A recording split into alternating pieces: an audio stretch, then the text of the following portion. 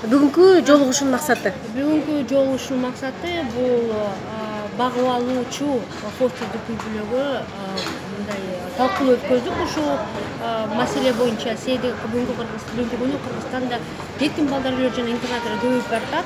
12 миңден ашык бала каралып жатат. Ушу 145 жетим балдар үйлөрү бар. Ошолорду 145 жетим балдар үйлөрүндө жана интернатта 12 миңден ашык балдар каралып жатат да, багып жатат. Анан ушу бюджет тарабынан карасак дагы абдан көп каражат да кетип атат.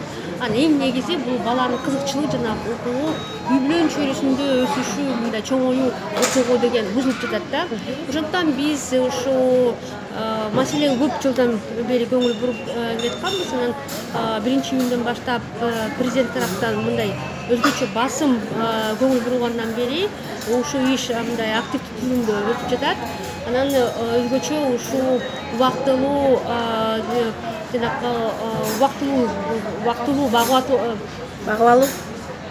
багуучу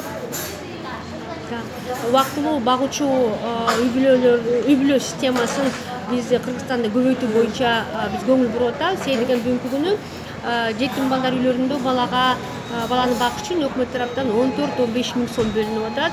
Ал деген толук кандуу балага жетет деп көзүбүз жетпей атат.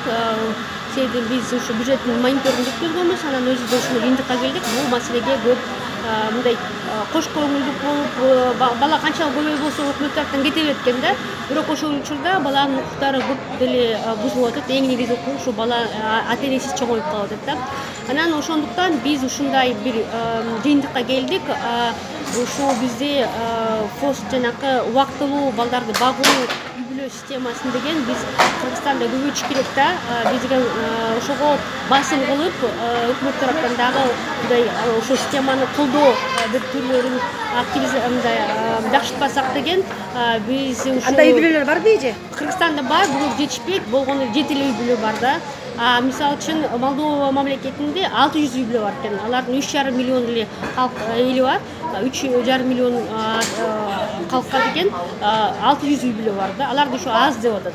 Кыргызстанда бизде 6 миллион, значит бизге 1 миңден ашык ушундай үй-бүлө керек да. Айтсаңыз, ошол Молдовадан кимдер келишти? Бүгүнкү күнү биздин Молдовадан Анна Полей жана Светлана Рыжикова деген 2 эксперт келди. Ар бир балага үчүн бүгүнкү күнү Молдовадан 2 эксперт келди. Светлана Рыжик жана Анна Полей. Алар каякта иштейт экен? Алар атайын ушул балдардын укугун, үй-бүлөнүн чөйрөсүндө багуу бир укугун ишке ашыруу үчүн ошол атайын балдардын укугун борбор уюмунда иштейт. Мамлекеттик мекемеби бул? Мамлекеттик эмес. Мамлекеттик эмес.